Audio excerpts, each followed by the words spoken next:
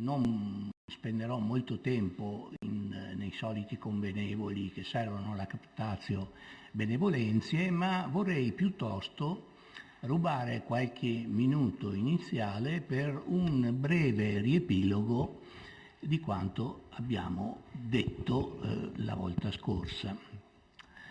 Come ricorderete, la volta scorsa abbiamo riflettuto circa il fatto che alcuni processi argomentativi che sono assai efficaci e necessari al discorso che riguarda il vero o il falso, diventano problematici, spesso inapplicabili, quando il discorso non si propone più di stabilire delle verità oggettive, ma si addentra a parlare, per esempio, delle passioni, ma anche semplicemente di certi fenomeni della vita che non soggiacciono alle leggi su cui invece fa presa, ad esempio, la proprietà transitiva. Vi ho anche accennato al fatto che noi riconosciamo la qualità di un testo letterario e in senso particolare di un testo poetico, anche per il fatto che una grande poesia, un grande romanzo ci lascia così, in un certo modo, di fronte alla tentazione di andare oltre, di aggiungere, di continuare quello che la poesia ci ha detto, che il romanzo ci ha narrato. E di questo invece parleremo un pochino la volta prossima. Il titolo non era stato indicato nel programma, ma posso dirlo fin d'ora, il titolo è L'opera imperfetta. Per quanto ci riguarda, dunque, riguarda proprio il riepilogo della conversazione precedente e anche un pochino quello che idealmente avreste potuto fare proprio per rispondere a questa esigenza di andare oltre un discorso che è stato fatto. Ecco, propongo questo esempio. Come ricorderete, avevamo concluso appurando che la proprietà transitiva non ha valore cogente nell'ambito, per esempio, dei sentimenti, come mostrano infiniti testi poetici, ma fra quelli che noi abbiamo veduto in particolare la Lode di Saffo e la lirica di Heine. Ma vi sono addirittura romanzi costruiti proprio giocando su questa peculiarità, su questa nullità della proprietà transitiva, non tanto per negarla, ma per mostrare come la proprietà transitiva, una volta applicata ai sentimenti, alle passioni, all'individuale, diciamo così, ha un effetto dirompente. Cioè non ci porta alla tranquilla possessione del vero, ma ci porta di fronte a qualcosa che ci colpisce, ci emoziona profondamente. Io non so quanti di voi abbiano letto questo bel romanzo di Charles Dickens. Nessuno. I romanzi non si leggono più, cioè si leggono i romanzetti vincitori dei premi letterari, se si riesce ad afferrarli dopo la prima settimana, perché poi dopo una settimana sono già dimenticati. Ma questo romanzo, appunto, è anche un poco fortunato in Italia rispetto agli altri più celebri di Dickens, rispetto a David Copperfield, per esempio, o lo stesso Oliver Twist, che ancora oggi fornisce occasione a rielaborazioni cinematografiche. L'ultima, qualche anno fa, quella di Roman Polanski. Ma è un grande romanzo. Il racconto delle due città. È un romanzo, mi basti dire queste poche cose, che si svolge all'epoca della Rivoluzione francese e le due città sono Londra e Parigi, tra le quali si muovono i personaggi principali del racconto. Il protagonista, Sidney Carton, che è un avvocato, ma un avvocato che ha sprecato la sua vita. È giovane, ma è già così, già perduto. Beve, spreca i suoi giorni nelle taverne e così. Lucie Manette è una francese, figlia di un ex prigioniero della Bastiglia, e poi c'è Charles Darnay, un altro giovane inglese. Ora, la proprietà transitiva è indicata lì a fianco. Sidney ama Lucie, ma Lucie ama invece Charles, scusate, no, non ho detto il nome, Charles Darnay, un francese. Ecco, allora cosa fa Carton in rapporto a Darnay? Ecco, non vi racconto il romanzo. Sappiamo che le possibilità sono infinite per sviluppare questa situazione, per portare questa proprietà transitiva non funzionante agli esiti più diversi. Sidney odia Charles, lo uccide, per esempio, ecco, si danna definitivamente. Oppure si mette l'animo in pace e scopre l'amore in un'altra donna completamente diversa da Lucie. Invece Dickens ha osato far funzionare alla lettera la proprietà transitiva. Naturalmente il risultato non è quello che si otterrebbe facendola funzionare in una dimostrazione geometrica, dove il funzionamento della proprietà transitiva ci acquieta nella certezza di una verità conseguita, una verità del tutto oggettiva. Vi ricordate che per Euclide si trattava di strutture innate al nostro modo di pensare. Il romanzo, che come ho detto è un grande romanzo, si conclude con Sidney che dà la sua vita per salvare la vita di Charles. Lui scopre una singolare somiglianza anche fisica con Charles. Questo ha valore simbolico, naturalmente, si identifica con Charles. Però quando Charles è condannato alla ghigliottina, lui si sostituisce, approfittando della somiglianza, si fa passare per Charles e affronta la morte, dà la vita per Charles. Ecco, qui c'è, se volete, la possibilità di applicare lo schema argomentativo della proprietà transitiva, però il risultato non è l'accertamento tranquillo, riposante di una certezza, vi è invece una profonda emozione, una scossa alle nostre passioni. È effettivamente quello che Dickens, come credo nessun altro narratore dell'Ottocento, ha saputo e sa fare anche per chi oggi lo legga, se lo legge.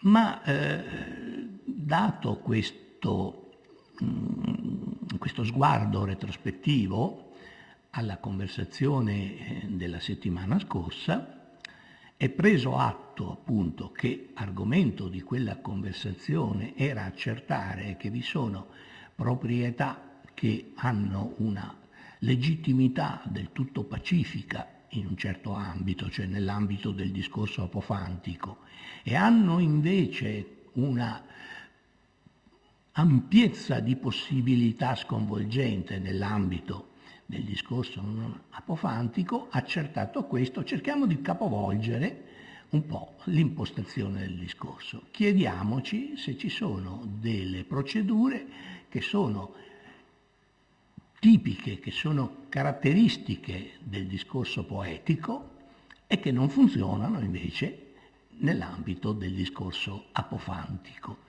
Quando cioè la verità che in un modo o nell'altro la poesia ci comunica non è poi recuperabile con lo stesso strumento nell'ambito, per esempio, delle scienze astratte o delle scienze della natura.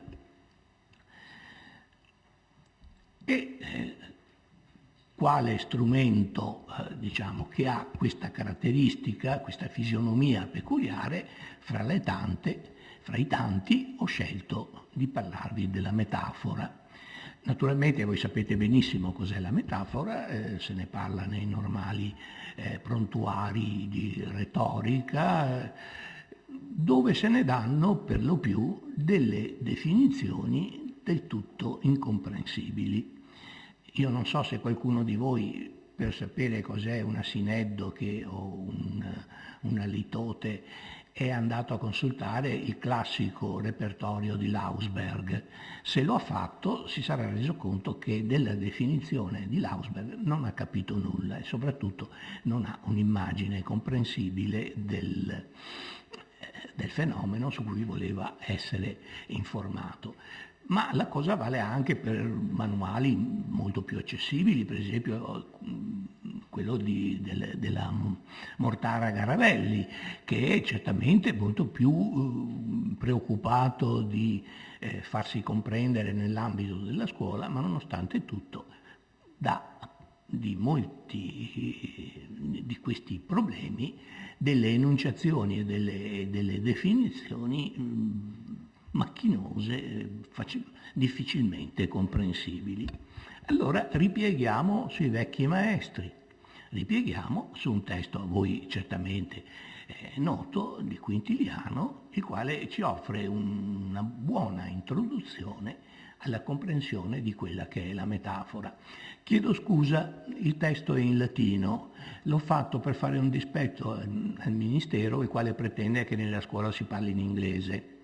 Voi sapete che se un docente universitario propone al Ministero un progetto di ricerca in letteratura italiana, un progetto di ricerca su Petrarca, o un professore di latino propone al Ministero un progetto di ricerca su Quintiliano per ottenere i finanziamenti ministeriali, è obbligato a fare la domanda in inglese.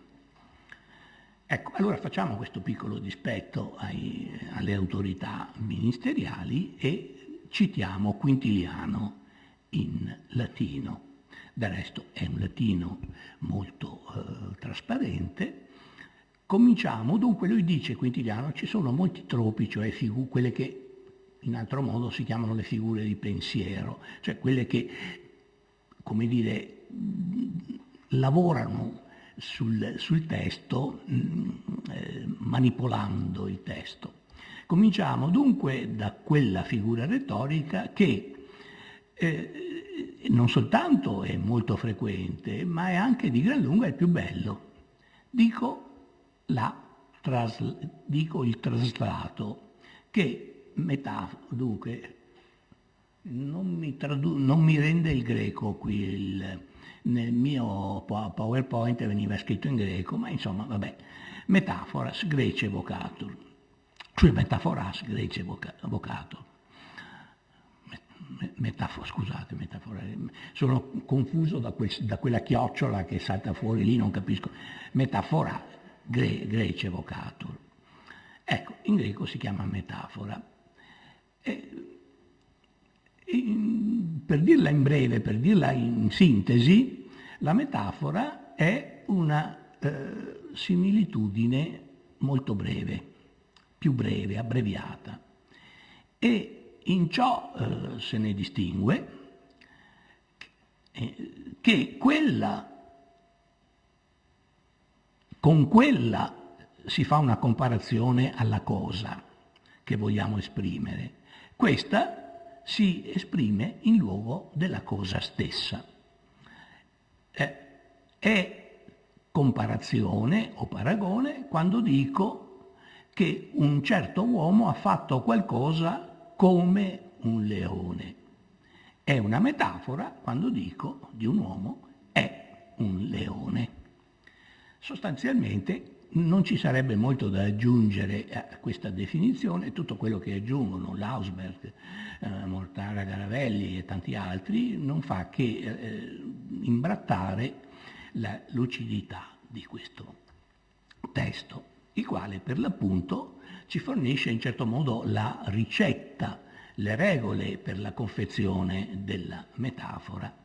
La metafora, secondo Quintiliano, ed è appunto un'opinione condivisibile, è una sorta di comparazione abbreviata in cui due termini si sono in certo modo compenetrati. Possiamo seguire la procedura con cui si è arrivati alla metafora. È ovvio che anche nel pensiero sottinteso di Quintiliano la comparazione è, come dire, storicamente anteriore alla metafora e noi lo vediamo per esempio leggendo Omero. Omero è una miniera di comparazioni, mentre scarseggiano le metafore. In un certo senso possiamo addirittura su un testo che viene accreditato così di una prerogativa forse illusoria di essere il primo testo poetico, di essere il testo come dire originario di tutta la tradizione poetica almeno occidentale, di non avere nulla dietro di sé, così pensava Pascoli per esempio. Ma anche se così non fosse, Omero attesta che effettivamente la comparazione, il paragone, se volete chiamarlo, è diciamo una figura di primaria origine, di origine molto arcaica. Perché? Perché il poeta e gli uditori del poeta, dobbiamo pensare a una poesia detta, non possiedono lo stesso grado di conoscenza. La realtà a cui accede il poeta, la realtà del mito, della storia arcaica, delle grandi battaglie del passato, non è una realtà familiare a quanti lo odono, i quali invece hanno quotidianamente esperienza, per esempio, del mondo della natura, degli animali, delle azioni quotidiane. Il poeta si preoccupa appunto di mettere in contatto questi due piani di esperienza.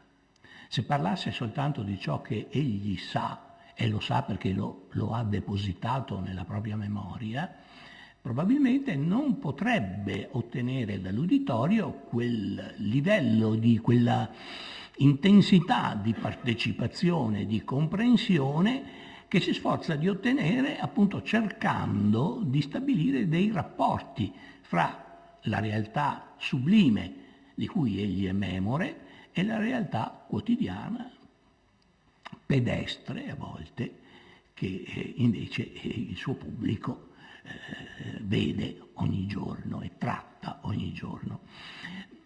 Della frequenza delle comparazioni in Omero si potrebbero fornire esempi infiniti. Ho scelto una serie di comparazioni che si trovano stipate in un breve segmento del libro 11 dell'Iliade. È il libro in cui i troiani stanno respingendo i greci verso le navi in secca sulla riva del mare. E contro questo incalzare dei troiani, in questa parte del racconto, si oppone Aiace, tenta di resistere a questa momentanea prevalenza dei troiani.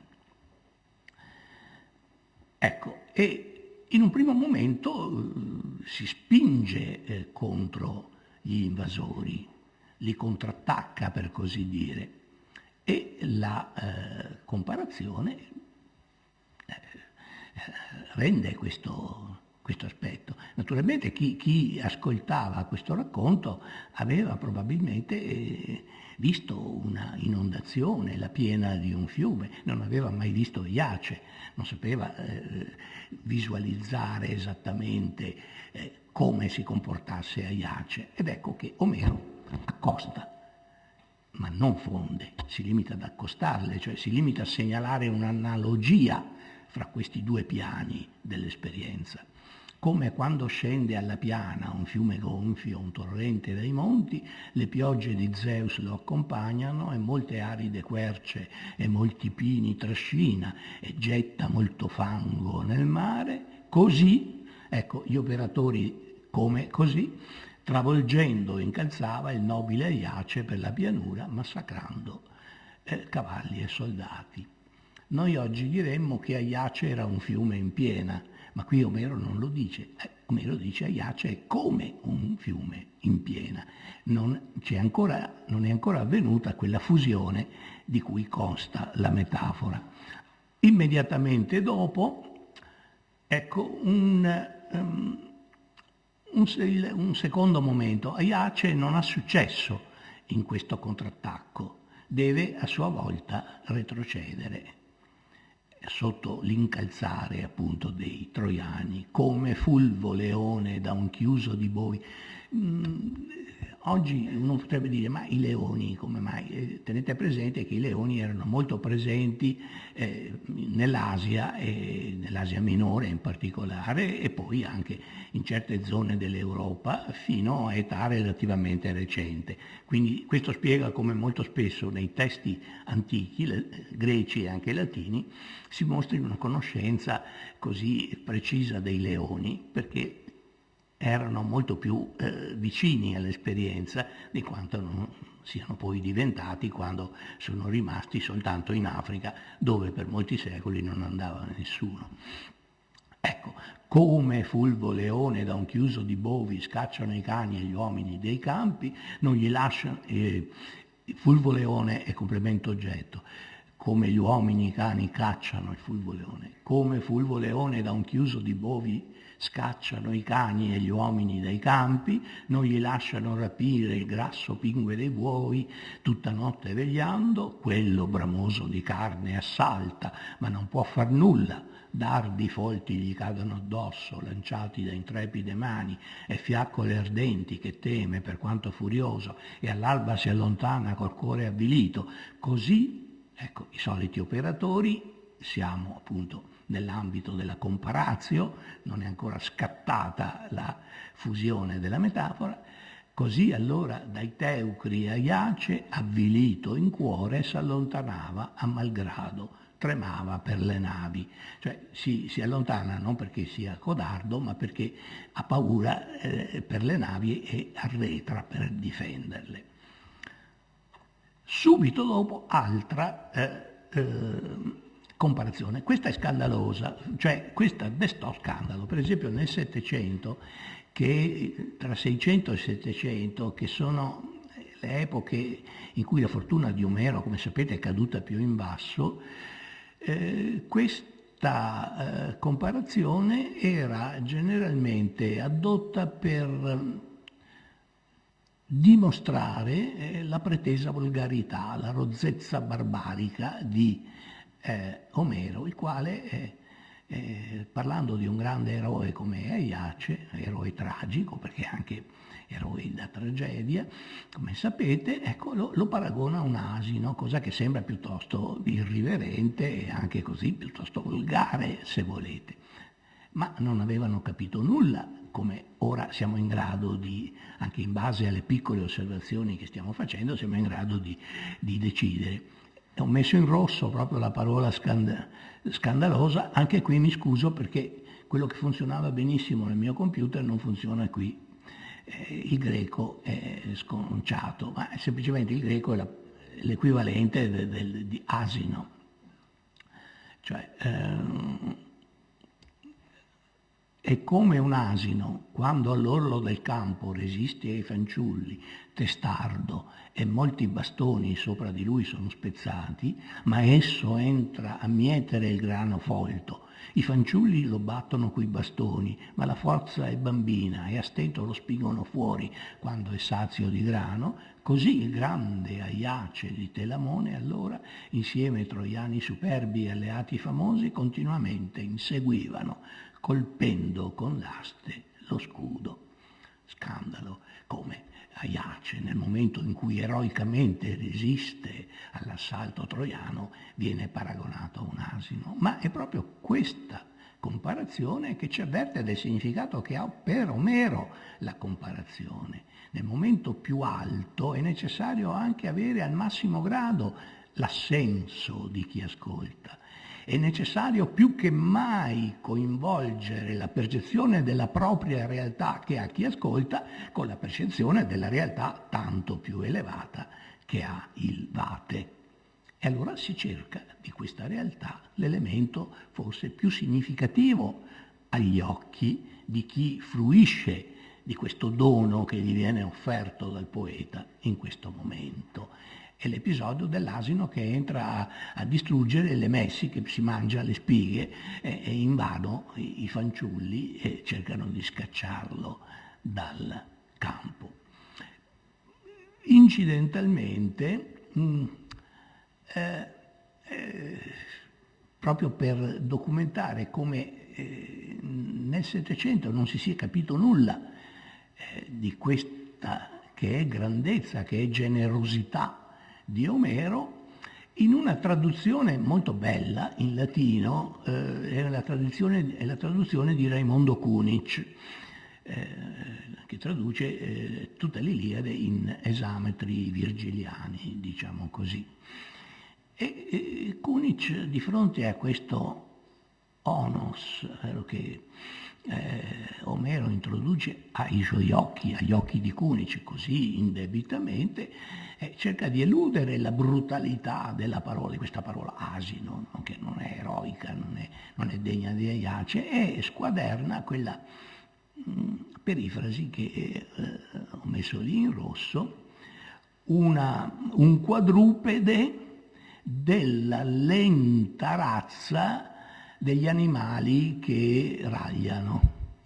Non è che cambi molto, ma insomma la parola stessa, la parola è evitata, come quando certe parole che non si possono dire in società vengono sostituite da perifrasi che dicono la stessa cosa, ma insomma danno l'illusione di aver eluso il problema. Ecco, è un segno appunto della scarsa comprensione di quello che è la metafora, che è la comparatio nella sua prima originaria funzionalità e che possiamo considerare come figura madre, diciamo, come del resto Quintiliano aveva già benissimo capito e detto.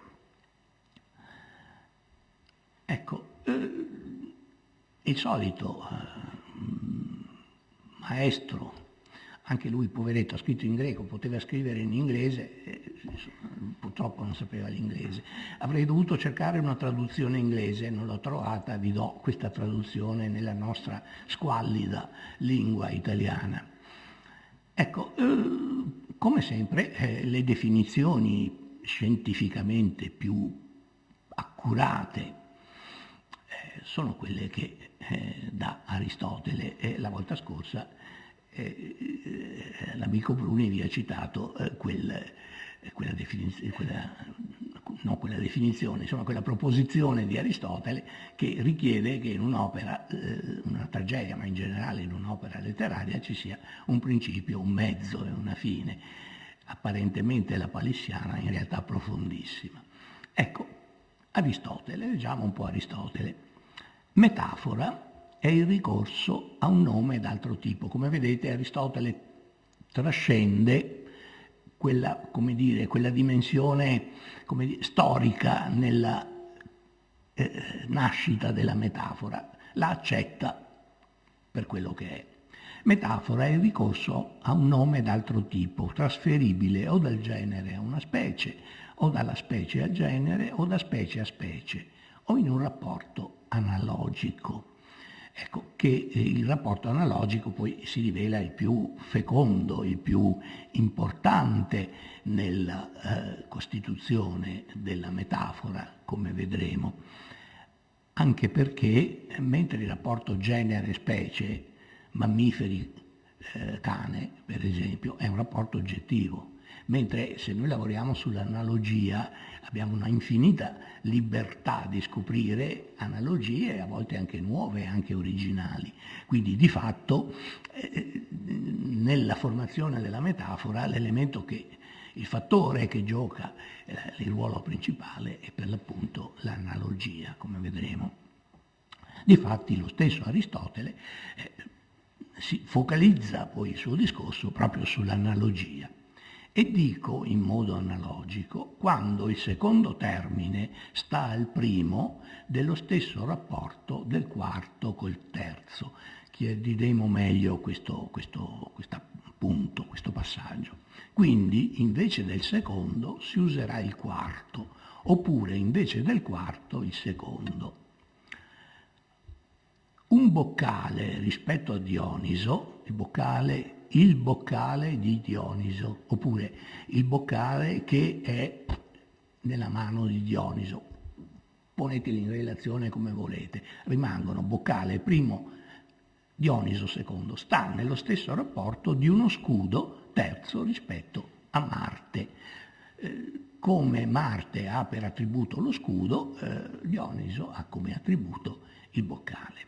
Per cui si chiamerà scudo di Dioniso il boccale e boccale di Marte lo scudo. Ecco, il passaggio, come ho detto, dal secondo al quarto o dal quarto al secondo. Ovvero, e qui Aristotele dà un esempio di una metafora che fosse la metafora più usitata in tutta la storia delle letterature occidentali. Probabilmente esisteva già prima di lui, ma comunque qui la si trova analizzata in una forma cristallina.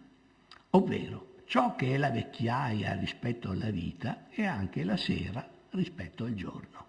Si dirà quindi vecchiaia del giorno la sera, o anche, come dice Empedocle, sera della vita o tramonto della vita, la vecchiaia. Qui riconoscete appunto una delle metafore che ormai tutti abbiamo adoperato, tutti abbiamo incontrato in tante poesie, magari non in forma esplicita, magari in forma indiretta, in forma allusa, ma è una delle acquisizioni perenni del linguaggio poetico.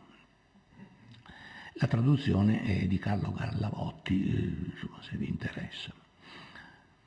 Allora, vediamo adesso di ragionare su quanto ci espone Aristotele. Aristotele, in fondo, vede all'origine non tanto della metafora, perché all'origine della metafora c'è la comparazione e su ciò la comparazione, quindi in ogni caso la indicazione di un'analogia, ma proprio il meccanismo formale per cui si costruisce, il meccanismo formale che è analogo a quello delle proporzioni aritmetiche, di cui forse qualcuno di voi ha qualche ricordo. A sta a B come C sta a D. No? Vi ricordate? La grandezza A sta alla grandezza B. Un esempio classico, questa parte del braccio più grande sta alla parte minore, come l'intera lunghezza del braccio sta a questa parte. Dove trovate questa proporzione espressa iconograficamente? La trovate nella moneta da €1, nell'immagine di Leonardo da Vinci che costruisce la figura umana perfetta basandosi su questo tipo di proporzione, cioè la proporzione aurea nella fattispecie. La formula della proporzione aritmetica A sta B come C sta, segue che il prodotto degli estremi è uguale al prodotto dei medi. A e D sono gli estremi, vedete, e B e C stanno in mezzo, sono a ridosso del segno di uguaglianza. Quindi il prodotto degli estremi, in un certo senso, già in quella formuletta è implicito il meccanismo della metafora, nel senso in cui l'aveva espresso Aristotele. Incidentalmente noto che un matematico del Settecento Fra l'altro un matematico veneto, Jacopo Riccati, che qualcuno conosce perché il suo nome, c'è il nome di qualche istituto scolastico, si chiama Riccati. Nessuno sa chi era Riccati, era un matematico importante che ha avuto dei meriti anche nelle matematiche superiori, che però ha scritto un trattato della metafora dove sviluppa proprio questo sistema per costruire le metafore basandosi sullo schema delle proporzioni aritmetiche. Ma vediamo, appunto, riprendiamo il discorso di Aristotele in riferimento allo schemino che sta in cima alla scheda. Il secondo termine, B, sta al primo, A, nello stesso rapporto del quarto, D, col terzo, C. Quindi invece del secondo si userà il quarto, oppure invece del quarto il secondo. Questo che dice Aristotele, come vedete, è perfettamente riprodotto nella regola della proporzione aritmetica. Ad abbondanza c'è un altro schema che proprio riprende un'altra metafora celeberrima, analoga a quella della vecchiaia come sera della vita, eccetera, che è questo: la gioventù sta alla vita come la primavera sta all'anno, vero? Vedete in alto. Ed è la prima delle formulette. Se voi però riportate il quarto al secondo posto e il secondo al quarto posto, spero si è riprodotto bene, ci sono quelle freccette rosse, allora avrete la gioventù dell'anno e la primavera della vita e la gioventù. E abbiamo costruito benissimo matematicamente una metafora. E questo credo sia, forse può sembrare più lungo, ma certo è più chiaro delle definizioni che trovate nei manuali. Ecco, naturalmente chi costruisce le metafore non è che sta tanto a guardare le proporzioni. In un certo senso io ho dato un po' di credito a Jacopo Riccati cercando di tradurre il meccanismo della metafora in formule oggettive, ma sappiamo già che queste formule poi al lato pratico funzionano solo se sono a sproposito, l'abbiamo visto per la proprietà transitiva nell'ambito della poesia. Questo è un brano di Manzoni, dove Manzoni appunto riprende il discorso delle figure retoriche, ma in realtà riprende in termini generali, senza far riferimento esplicito alla metafora, ma chiarendo qual è il motore, il principio generante della metafora, cioè l'analogia, il rapporto analogico che si scopre fra due entità distinte, prendendo appunto oggetto questo, scrive questa, con la sua consueta lucidità, scrive questo frammento nel discorso del romanzo storico. Ecco,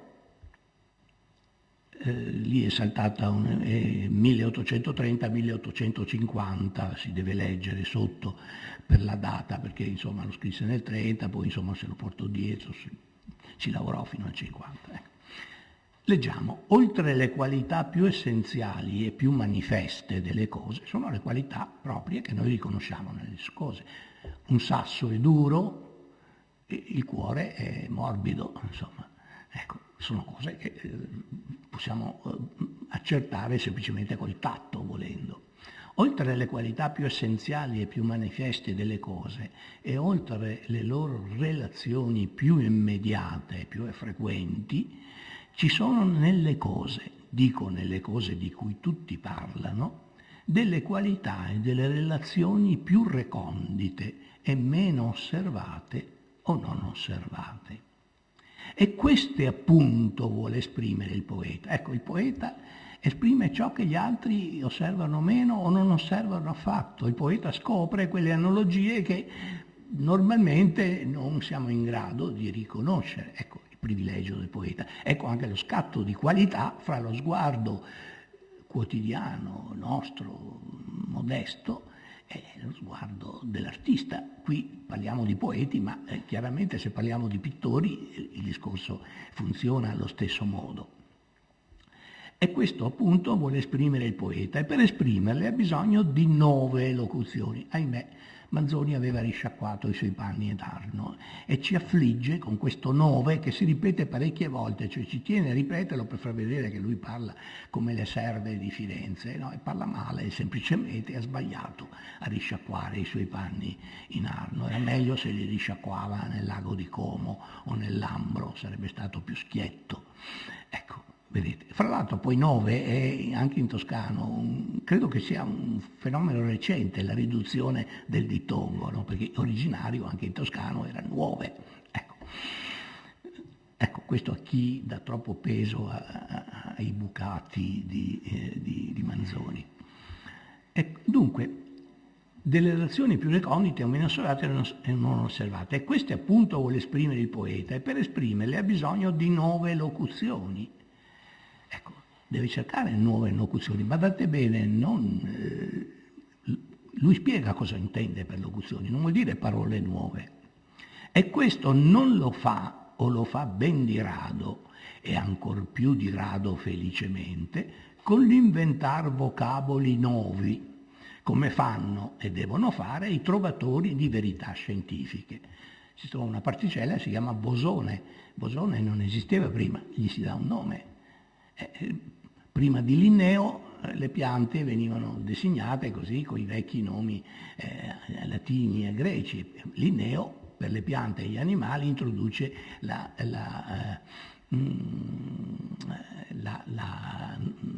i nomi binomi, insomma la classificazione binomia per genere, specie.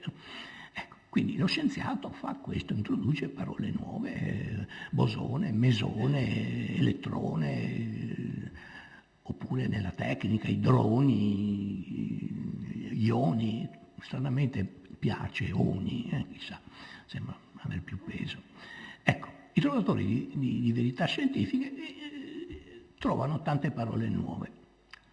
Questo non lo fa il poeta, ma come lo fa? Con accozzi inusitati di vocaboli usitati. Cioè che cosa fa funzionare? Fa funzionare l'analogia che possibilmente deve essere lui a scoprire, perché abbia valore la nuova metafora, ma con accozzi inusitati di vocaboli usitati, appunto perché il proprio dell'arte sua è non tanto di insegnar cose nuove, quanto di rivelare aspetti nuovi di cose note, e il mezzo più naturale a ciò è di mettere in relazioni nuove i vocaboli significanti cose note. Ecco, cioè, cose che magari noi vediamo tutti i giorni, non sappiamo, e poi c'è qualcuno che vede un'analogia, lavora su questa analogia e compenetra le due cose e crea una metafora. Questo secondo Manzoni, ed è un buon avvio, quel nuovo a parte che vedete lui si era affezionato, lo ripete un sacco di volte in queste poche righe, gli pareva appunto che... Ecco, però fa anche una precisazione, naturalmente devono essere nuove, devono essere... Il vero poeta non si contenta di materiali già trovati da altri, deve essere innovatore, deve essere creatore in questa operazione. E se noi ci basiamo su tutto quanto hanno trovato gli altri, sulle metafore acquisite, abbiamo un repertorio proprio della poesia che potremmo anche qualificare come linguaggio poetico, come lingua poetica, cioè fatta di queste formule, ma secondo Manzoni queste sono formule viete, fruste, appartengono al passato della poesia. Nessun lettore, spero, confonderà lo stile poetico proprio di ogni scrittore del quale si è parlato qui con quell'insulsa cosa che si chiamava così impropriamente, in proprietà del resto non particolare a questo caso, lingua poetica, come se in una lingua ci potessero essere altre lingue, cioè all'interno della lingua comune dice non ci può essere una lingua particolare, questo è un concetto discutibile. E si faceva consistere in un certo numero di locuzioni da mettersi esclusivamente nei versi, come regni bui, cigni canori, liquidi cristalli, veglio ed ace, stagion dei fiori e simili, tutte formule che in qualche modo hanno qualificato un certo modo di discorrere che si riteneva particolarmente nobile e particolarmente ricercato.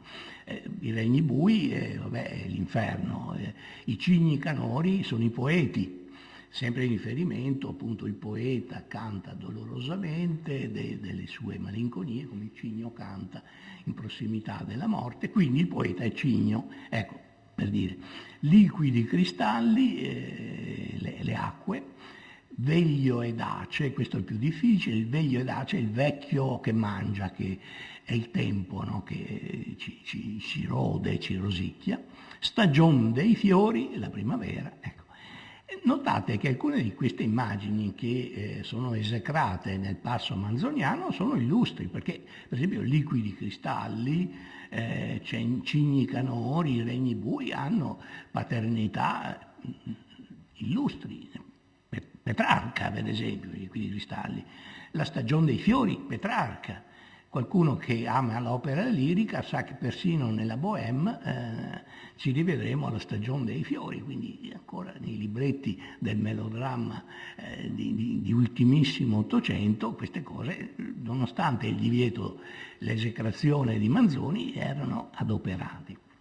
Locuzioni la più parte mitologiche e più o meno felici, che trovate una volta da uno, gli altri non avevano da far altro che adoperarle, di maniera che erano nello stesso tempo estranee al linguaggio comune e triviali nel senso di così usitate continuamente, perché tutte le poesie, diciamo così, tutti gli scritti in versi, più presto o tardi a una di queste avevano fatto ricorso. Ecco, questa è una precisazione che ho aggiunto un po' così per completezza, perché Manzoni la mette in nota questa parte al discorso fatto prima, a quello che abbiamo letto nella scheda precedente, ma come vedete Manzoni ci mette molto efficacemente al centro del problema. Cioè bisogna cercare l'analogia, però non dobbiamo contentarci delle analogie già acquisite, già ritrovate, dobbiamo scoprire le nuove. Naturalmente Manzoni in un certo senso si mette dal punto di vista del poeta, dell'artista in generale. A noi compete piuttosto adoperare questo criterio nel giudizio sulla poesia, cioè quando leggiamo un testo scoprire quanto vi è di abusato, di triviale, come direbbe Manzoni, nel senso che corre per i trivi, scorre per tutte le strade, e quanto invece è genuino, quanto appartiene appunto alla paternità prima e assoluta dell'autore che stiamo leggendo. Quindi è una buona guida, anche un buon criterio per l'analisi critica di un testo. Ecco, naturalmente Aristotele, che ha visto tutto e ha detto tutto, tant'è che molti filosofi e critici moderni potrebbero anche tacere e lasciare la parola ad Aristotele, cosa che non fanno. Ecco, Aristotele ci dice anche quello che a noi interessa, che è un po' il filo conduttore di tutte di questi discorsi. Avete visto che già Manzoni aveva implicato una distinzione fra l'ambito del discorso apofantico e l'ambito del discorso poetico. Il discorso apofantico, quello della scienza, diventa creativo inventando parole nuove, cioè creando parole nuove per designare fenomeni o comunque entità che la scienza viene scoprendo. Quark, per esempio, quasar, laser e via discorrendo. Scienza e tecnica. Mentre, dice Manzoni, la poesia procede in un altro modo, non inventa parole nuove, scopre relazioni nuove tra parole o cose, concetti, oggetti, quello che volete, che tutti conoscono. Questa è una distinzione piuttosto efficace. Quindi Manzoni ci mette di fronte a quello che è il nostro problema, ma questo problema l'aveva perfettamente visto Aristotele. Si era reso conto che questa procedura analogica della metafora non funziona nell'ambito del discorso apofantico, in particolare in quello specifico discorso apofantico che è il discorso scientifico. E scrive queste notevoli parole, e le scrive in un'opera scientifica, Aristotele scrive nella meteorologica, nei libri dei meteorologica. Anche qui il greco mi è sconciato, pazienza, non lo leggeremo, è tutto riguadagnato. È anche buffo se uno crede di aver esposto un concetto chiaro, come dice, come Empedocle, che il mare è sudore della terra.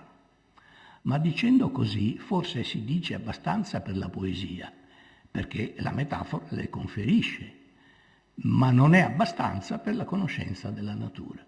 E detto tutto qui, non avremo da dire altro. Vedete sempre la lucidità, il rigore assoluto del discorso aristotelico. Ora Empedocle, che come non ho bisogno di dire a voi chi è Empedocle, qui Aristotele prende di mira l'ambizione di Empedocle di parlare di scienza in un poema, in versi, appunto. Questo è un frammento di quel poema perduto, se non per le testimonianze indirette sul tipo di questa, quello che è stato repubblicato anche di recente come poema scientifico illustrale, un titolo così, quei titoli un po' arbitrari. Ecco, naturalmente non è lecito parlare di fenomeni come naturali usando metafore che sicuramente vanno bene perché in poesia, ma che cosa ci dice sulla natura del mare, sulle maree, sui fenomeni legati al mare, una metafora come questa? Il mare è sudore della terra. Siamo in due ambiti, diremmo, per usare una frase un po' più, come dire, un po' più ambiziosa, ma insomma non ce ne sarebbe neanche bisogno, sono due campi di validità separati, per cui ciò può valere in uno ma non vale esattamente nell'altro, e se lo adoperi nell'altro c'è qualcosa da osservare, c'è uno scandalo, c'è qualcosa che non funziona. Ora gli scandali scientifici non vanno tollerati, perché infrangono la verità, perché il discorso scientifico, ve lo ricordate, è il discorso apofantico, cioè il discorso di vero o di falso.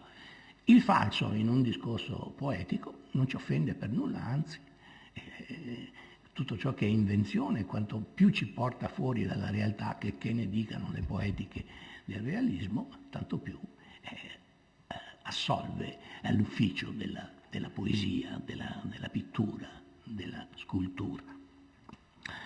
Ecco, quindi ribadito questo concetto, ciò non toglie che solenni scienziati metaforeggiano, per così dire. Ecco, questo è un passo molto singolare di un testo fra i più importanti della cultura occidentale. Essendo un testo importantissimo, non lo legge più nessuno, perché questo è naturale, così avviene, ed è il Sistema Naturae di Carlo Linneo, quello da cui dipende poi tutto il sistema, tutta la tassonomia, il sistema di classificazione di quelli che Linneo aveva chiamato il regno vegetale e il regno animale.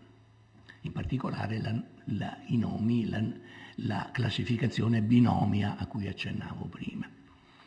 Ora, è un libro, sono 3 volumi in 4 tomi, praticamente illeggibili.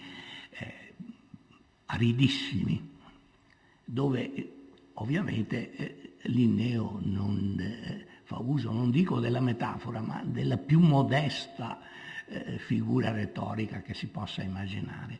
Però nell'introitus, cioè nella prefazione, si scatena, e se voi leggete questo breve passo vedete che è una specie di trionfo della metafora. Ecco, io sono dunque entrato nelle fitte e ombrose selve della natura, intende dire la difficoltà degli argomenti naturali, ma la metafora, ecco, sono le selve. Allora, la metafora, questo testo è un testo tipicamente barocco, fra l'altro, la metafora si sviluppa, si articola in questa immagine dilatata di un esploratore delle foreste vergini che va incontro a tutti i pericoli che ci sono nelle foreste vergini.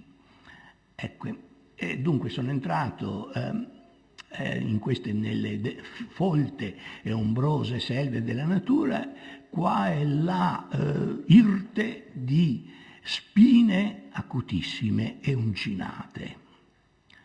Sono le difficoltà che incontra chi studia la natura.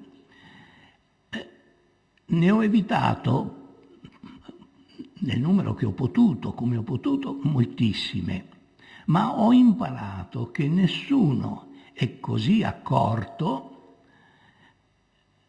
che nessuno vi è così accorto che appunto la sua diligenza, la sua attenzione qualche volta non venga meno, non cada. E per questo, appunto, resomi conto che sicuramente anch'io avrò fatto degli errori, perché non c'è nessuno che possa essere così circospetto, così accorto da non commettere errori quando viaggia in questa foresta spinosa e oscura, e per questo ho sostenuto, ho sopportato, ho tollerato le beffe dei satiri ringhianti e i saltelli delle scimmie che appunto mi saltavano sulle spalle. Naturalmente questi non sono gli abitanti della selva, sono gli avversari scientifici. Vedete, la metafora si dilata, Ecco, e io sono andato avanti per la mia strada e ho compiuto quel percorso che la fortuna mi aveva assegnato. Come vedete, lo scienziato costruisce metafore, non rinuncia alla metafora, ma dove?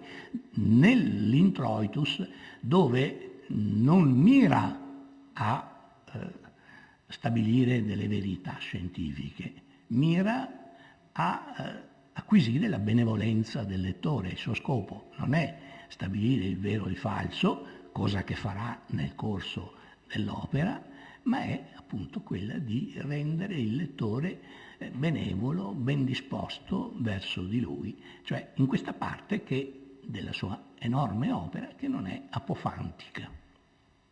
Questo è lo spazio della metafora. Qui vedete anche un bel esempio di come funzionano le metafore. Ma chi volesse saperne di più sulle metafore dovrebbe leggere questo massacrante librone pubblicato per la prima volta nel 1654 e poi ristampato dall'autore fino all'ultima edizione, quella di cui riproduco il frontespizio, del 1670, ma anche dopo la morte dell'autore, Emanuele Tesauro, ristampata fino ai primi anni del Settecento. Un'opera massiccia, non l'ho portata perché veramente ci vuole una borsa apposta per portarla, ma basti questo frontespizio. Ecco, il Cannocchiale aristotelico è un trattato sulle acutezze, su tutti quei modi di esprimere in cui lo scrittore possa far emergere la sua acutezza. Acutezza poi è una parola cara ai teorici e agli scrittori del Seicento, ma fra tutte le acutezze dirà la più acuta, la più bella, la regina delle acutezze è la metafora. Del resto, vedete, il libro stesso è una metafora. Il titolo, il cannocchiale aristotelico, ossia idea dell'arguta e ingegnosa elocuzione, eccetera. Questo titolo, il cannocchiale aristotelico, è metaforico. In realtà non è che lui usi il cannocchiale e in qualche modo faccia un'opera da astronomo. Usa Aristotele come fosse un cannocchiale, cioè si rifà alle definizioni aristoteliche come Galileo si era rifatto al cannocchiale per scoprire certi fenomeni.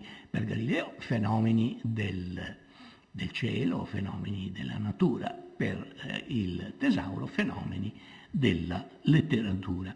Il librone ha anche una antiporta, questa è quella che compare nell'edizione definitiva, che non sto a spiegarvi tutta perché insomma è molto complessa, ma vedete lì c'è quella donna distesa insomma a sinistra, è la filosofia che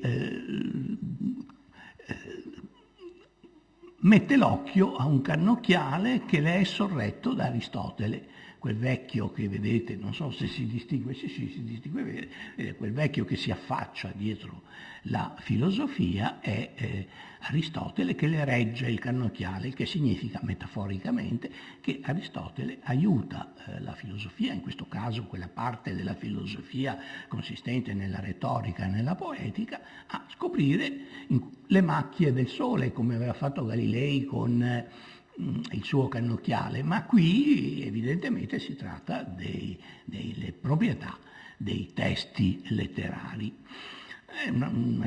Se si volesse non basterebbe una giornata per illustrare tutti i complessi significati di questa immagine. A destra vedete c'è la pittura appunto che ha il compito poi di fissare in immagine quello che viene scoperto. Vorrei indicare un particolare. Al centro c'è una figura piuttosto misteriosa, vedete in quell'ovale, e c'è quello che sembra un cono con una scritta Omnis in unum, era il motto di un'accademia piemontese, il Tesauro era piemontese del tempo, e poi delle strani segni in basso, vedete sotto il cono. In realtà quel cono è una lente anamorfica, cioè una lente che deforma le immagini e quello che si vede sembra non avere significato. Sotto il cono sono le lettere scritte sul cono, però deformate appunto da questo processo ottico ottenuto mediante una lente anamorfica. Sono cose che sembrano curiose e strane, ma tutti quelli che sono andati a vedere un film in cinemascope sanno che il cinemascope è basato su un sistema di lenti anamorfiche che restringono il campo della ripresa e poi lo riallargano al momento di proiettare sullo schermo, come avviene qui. Come vedete tutto questo è metafora, quindi già il libro per se stesso, che tratta di metafora, è una metafora e lo dichiara con questo corredo iconografico apparentemente sibillino, ma di fatto non particolarmente poi astruso. Ecco, la lente anamorfica è appunto allusione anche proprio alla metafora che prende la realtà, la ricompone attraverso questi legami analogici che riesce a scoprire e ce la ripropone tutta rinnovata, ce la ripropone non più come linguaggio di tutti i giorni, ma se la ripropone come testo poetico. Ad Abundantiam, ecco, c'è un capitolo di questo trattato, tutta la pagina sarebbe da leggere, ma un capitolo che, come vedete, è debitore sostanzialmente, nonostante il brillio dello stile barocco, è debitore quasi alla lettera di Quintiliano. La metafora, ho ritagliato, vedete, una finestrella, la metafora è il più ingegnoso e acuto, il più pellegrino e mirabile, il più gioviale e giovevole, il più facondo e fecondo parto dell'umano ingegno, ingegnosissimo veramente, però che se l'ingegno consiste, come dicemmo, nel ligare insieme le remote e separate nozioni degli propositi obietti, Questo appunto è l'ufficio della metafora e non di alcun'altra figura, perciò che traendo la mente, non men che la parola, da un genere all'altro, esprime un concetto per mezzo di un altro molto diverso, trovando in cose dissimiglianti la somiglianza. Vedete? Nonostante questo stile che è sicuramente artificioso, però se riflettiamo alla sostanza del discorso, il discorso riesce perfettamente significativo. La cosa interessante è vedere che come questo testo del Tesauro mostra singolari coincidenze con i testi di Aristotele e Quintiliano, e questo è naturale perché il Tesauro aveva letto Aristotele e Quintiliano, più singolare è la coincidenza fra Tesauro e Manzoni, perché Manzoni sicuramente non aveva letto il Tesauro, o se l'aveva letto dopo le prime righe l'avrà buttato là, insomma, ecco, non era un'opera che poteva interessare Manzoni. Però se vedete, mettendo accanto le parole che abbiamo appena letto in Tesauro e Manzoni, in particolare quelle che ho evidenziato in rosso, vedete, Tesauro dice ligare insieme e Manzoni dice mettere in relazioni nuove. È la stessa cosa, vedete, sempre. Ma siamo sempre in un ambito che soggiace alla libertà di scelta dell'artista, del poeta in particolare. Il geometra non ha libertà di scelta, deve seguire naturalmente il rigoroso succedersi dei legami logici, il rigoroso funzionamento delle proprietà che governano il discorso, dei modi dell'argomentazione che governano il discorso della scienza. Per quanto riguarda la metafora, messo l'accento sulle relazioni, implicitamente o esplicitamente si sottolinea che queste relazioni devono essere scoperte, devono essere nuove, volta per volta. Altri ne hanno scoperte altre, ma il poeta che vuole essere nuovo, che vuole essere originale, deve cercarne altre, ulteriormente. Ecco, qui è un esempio di come la poesia barocca sia per eccellenza omaggio all'arte di scoprire relazioni nuove fra le cose. Naturalmente almeno quando studiavo io, non so se continui, quando si leggeva nelle storie letterarie il capitolo sulla poesia barocca, si trovavano peste e corna. La poesia barocca era qualcosa di indecente, il re Augusto, il cattivo Augusto, l'artificio, eccetera. Naturalmente erano cose stupide, false. Questo è un tipico esempio di poesia barocca ed è un esempio che forse mi inganno, ma che io trovo delizioso. È di un poeta notevole della prima età barocca, è Marcello Macedonio, di cui si sa molto poco, non sono note nemmeno le date precise di nascita e di morte. Vive tra l'estremo 500 e il primo 600. Un suo Carme, di cui ho riportato soltanto una parte, è un contrasto fra le acque e le aure. Sia le acque sia le aure rivendicano a se stesse il primato e propongono le ragioni per cui rispettivamente devono essere privilegiate sull'avversaria. Ho portato solo un dialogo, non mi fermerò a commentarlo, ma leggiamolo insieme cercando mentalmente di applicare quello che abbiamo visto fin qua. Acque, cedete aure volanti, cioè cedete il campo, dichiaratevi vinte, cedete aure volanti, cedete all'acque belle, che vi son pur sorelle, gli alteri vostri vanti, cioè cedete i vostri vanti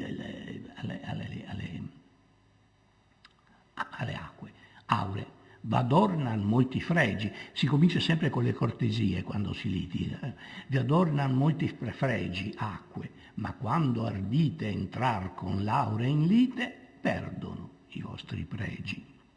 Acque. E qui le acque messe alle strette ricorrono alla metafora. Noi siamo tesor del prato, argento fuggitivo, zaffiro molle e vivo, diamante distillato. In petto alle montagne, filze di perle fine e serpi cristalline, sembriam per le campagne. Vedete come l'artificio della metafora inventa tutto un discorso nuovo della poesia, tutto un modo nuovo di vedere la natura. Bisogna avere il cuore di sasso per dire che qui si esprime il cattivo gusto barocco, lo capite bene? Aure. E noi, spiriti vitali, che scorriamo gli elementi, quasi angeliche menti con invisibili ali, figlie dell'aria pura e nunzie dell'aurora, e compagne di flora e sospir di natura, acque, noi sangue dei terreni, latte che nutre l'elci e le querce, insomma, nettare delle selci, manna degli orti ameni, noi vita d'ogni stelo, e specchio ai boschi folti, e pittrici dei volti, e ritratti del cielo. Qui perché nell'acqua appunto si rispecchiano i volti e si rispecchia il cielo. Aure, noi penne degli odori e il linguaggio d'aprile e musica gentile a cui ballano i fiori. E noi fiato del mondo che spira al spirar nostro, che più flagello vostro che vi scote nel fondo, perché le aure poi possono agitare. Continua, non ve la infliggo, se volete potete andarvela a leggere, è compresa nella raccolta dei lirici marinisti di Benedetto Croce, non in altre raccolte analoghe.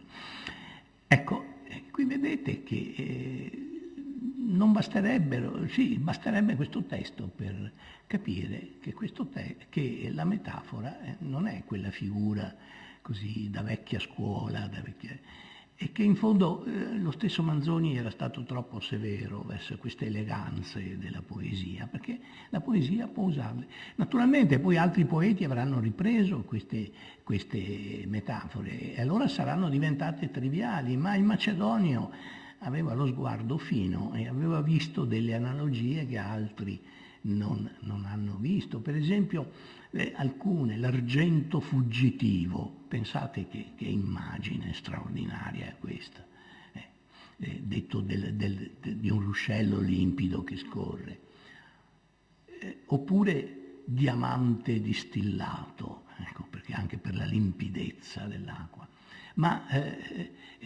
l'acqua che dice latte che nutre l'elci, perché è con l'acqua che le grandi querce raggiungono la loro grandezza, la loro maestosità. E le aure linguaggio d'aprile, questo innova una vecchia metafora che si richiama all'associazione fra aprile e zefiro, no? I venti della primavera, ma qui c'è questo sguardo nuovo che sembra innocente, perché vedete il metro è quello della canzonetta, e quindi sembra qualcosa di molto musicale, di molto innocente, ma in realtà non lo è. E le aure fiato del mondo che ispira al spirar nostro, il respiro del mondo è l'aura che alimenta la vita di tutto il mondo, come l'acqua reclama a sua volta di essere alimento della vita. Ecco, potremmo continuare a analizzare questo testo, però rimaniamo sul fatto che qui uno scienziato che cosa ci avrebbe detto? Niente. Proviamo a ridurla questo è un testo di geografia fisica o di geologia. Non può lavorare in questo modo lo scienziato, ci deve dire il vero o rifiutare il falso. A noi in fondo non serve sapere se è vero o falso che le acque siano zaffiro molle e vivo. Godiamo l'immagine per se stessa, godiamo l'arbitrio che ha messo insieme la tenerezza la morbidezza, diciamo così, la liquidità delle acque e la durezza della pietra preziosa. Le ha fuse insieme e ha creato questa immagine. Manzoni rimane un po' scornato, devo dire, in tutto questo, perché dopo aver parlato tanto delle metafore da trivio, insomma triviali, poi però indulge qualche volta anche lui alle metafore, anche metafore non particolarmente nuove. Per esempio ho scelto due brani che ho messo a fronte, uno è dalla Resurrezione e l'altro dal Cinque Maggio. Non li leggo tutti, ma a questo punto voi siete perfettamente in grado di riconoscere come anche qui Manzoni usa la metafora, cosa che è perfettamente lecita, ma metafore non particolarmente fresche e genuine. Appunto è l'angelo che siede sul monumento, sul sepolcro donde Cristo è risorto. Un estraneo giovinetto si posò sul monumento, era folgore l'aspetto, era neve il vestimento. Non è particolarmente nuova, è particolarmente così incisiva l'immagine che parla di neve a proposito di un vestito bianco e parla di folgore a proposito di un aspetto luminoso. Sono già al tempo del Manzoni, se ne potrebbe fare la storia, ma insomma... ecco, poi via coi pali disadorni lo squallor della viola. Ecco, qui vuol dire che la liturgia deve smettere i paramenti luttuosi. Voi sapete, il viola è il colore del lutto nella liturgia, in particolare la liturgia della Settimana Santa. Ecco, però non dice si smettano i paramenti viola, dice lo squallor della viola. Anche questa non è un'immagine particolarmente nuova, ma persino per Napoleone non sa trovare di meglio Manzoni. Non leggo tutto quel frammento dell'Ode del 5 maggio, ma l'ultima delle tre strofe che ho riportato: dall'Alpe alle piramidi, dal Manzanarre al Reno, di quel sicuro il fulmine tenea dietro il baleno. Ecco, queste sono metafore che indicano la genialità dello stratega, ecco, che colpisce come Cesare, ma già di Cesare qualcuno l'avrà pensato: veni, vidi, vici, lo diceva lui stesso, lo stesso Cesare lo diceva di se stesso. Scoppiò da Scilla a Tanai, dall'uno all'alto mar. Chi scoppia? Napoleone, no? È il baleno in cui per metafora si identifica Napoleone. Io vi confesso che preferisco Marcello Macedonio, ma ognuno faccia le riflessioni che crede al riguardo. Però vedete quanto ancora si può dire. Io non voglio aver ragione, voi potete pensarla altrimenti, ma sui testi che si trascinano stancamente nella scuola, se ci si mettesse qualche volta in maniera un po' più spregiudicata, qui sì dando ragione a Manzoni, e si cercasse di venire al dunque, ecco, finisco, vedo che sono... No, a che ora? Alle 4 devo finire. Beh, qui ho messo, non lo commento ampiamente, ho messo un testo, anche questo forse più celebre che conosciuto, ma è un testo francese, è un sonetto di Verlaine, che è molto importante perché crea una metafora che ha avuto una importanza fondamentale per la definizione del gusto letterario europeo, compreso il gusto letterario italiano, fra 800 e 900. Il gusto cosiddetto decadente, quando noi parliamo di decadentismo. Il termine viene dalla metafora che fu creata, per quanto ne so, da Verlaine in questo sonetto, in cui non dice io mi sento in decadenza, mi sembro decaduto, come l'impero romano decadeva alla fine della sua storia, nei secoli V e VI. No, dice, io sono l'impero alla fine della decadenza. Je suis l'empire à la fin de la décadence. Ecco, metafora. Questa è una metafora nuovissima, però è una metafora anche veramente di quelle che, come dire, aprono una porta, anzi aprono un immenso cancello, creano un gusto, definiscono un gusto, ma al di là del gusto definiscono anche un modo di sentirsi, definiscono una condizione esistenziale, certamente anche restando ai modesti ambiti della critica e della storiografia letteraria, ci fanno capire meglio che cosa significa essere decadenti in arte, in poesia, eccetera. Significa realizzare in se stessi quella condizione che Verlaine aveva rappresentato scoprendo questa folgorante analogia tra l'impero romano ormai decaduto, ormai allo sfacelo, e la condizione di sfacelo in cui il poeta sente se stesso. Appunto il poeta che guarda passare i grandi barbari bianchi, eccetera. E non ve la leggo tutta perché il tempo stringe, poi disgraziatamente in francese, forse in inglese, forse. Ecco, rapidissimamente, ecco, facciamo il nostro percorso attraverso la metafora, dove ci sarebbe da fare un discorso molto più ampio su ciò che diventa la metafora nella poesia contemporanea. Qui siamo già al Novecento storico, quindi siamo già indietro, siamo già in prospettiva storica, ma questi sono più o meno i poeti che vengono proposti anche agli esami di Stato. Questo è Ungaretti, di luglio. Quando su ci si butta lei, chi è che si butta? È l'estate, ma è vista appunto quasi come una persona che incombe.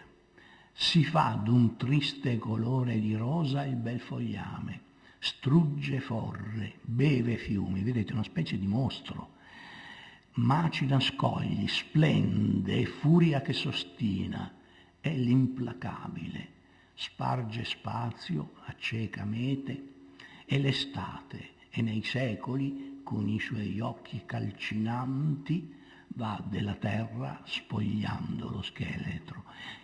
Qui c'è una visione funebre, gli occhi calcinanti, cioè che rendono come marmo arso, riarso, ridotto in calce, allude un po' alla morte, anche alle occhiaie, alle ossa calcinate dei teschi, e infatti subito dopo l'estate che risucchia la terra fino appunto a spogliarne lo scheletro, a rivelarne lo scheletro.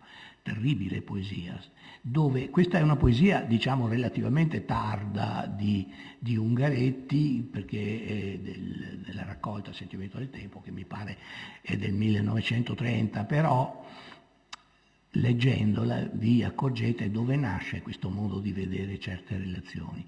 Nasce dalla visione dei campi di battaglia, della vita di Ungaretti nelle trincee del Carso, quando vedeva i cadaveri che via via si riducevano in scheletri sulle pietraie del Carso, riarse dal sole d'estate.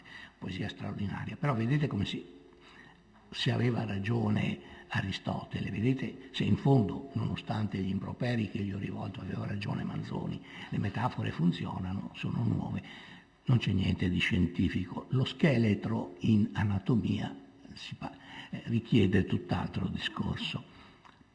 Questa è una poesia di Luzzi, ecco, costruita molto diversa, però costruita allo stesso modo, vedete, non tanto sulle cose che sembra rappresentare, quanto sulle relazioni che il poeta vede tra le cose, tra le metafore che riesce a costruire integrando i due elementi posti in una relazione che altri non avrebbero visto, non avrebbero saputo vedere. La notte lava la mente, Poco dopo si è qui come sai bene, file d'anime lungo la cornice. Anche qui vedete come la poesia metaforizza anche sulla poesia. Torneremo la prossima volta su questo tema. Avete riconosciuto Purgatorio, però Dante.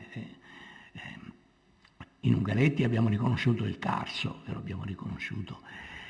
Qui riconosciamo chi pronto al balzo, chi quasi in catene, qualcuno sulla pagina del mare. Ricordate Aristotele, non si può dire il sudore del mare perché in scienza non funziona. Empedocle può scrivere un'opera scientifica e poi dice il sudore del mare e sbaglia. Luzzi scrive una poesia e non sbaglia dicendo la pagina del mare. Qualcuno sulla pagina del mare traccia un segno di vita, figge un punto. Raramente qualche gabbiano appare. D'altra parte anche questo segno scritto sulla pagina del mare è labile e destinato a sparire, a non restare, appunto. Altra poesia straordinaria, Luzzi insomma, è il premio Nobel ideale di tutti gli italiani, quel premio Nobel che fu dato da Leo Fo. Ecco, continueremo la prossima volta.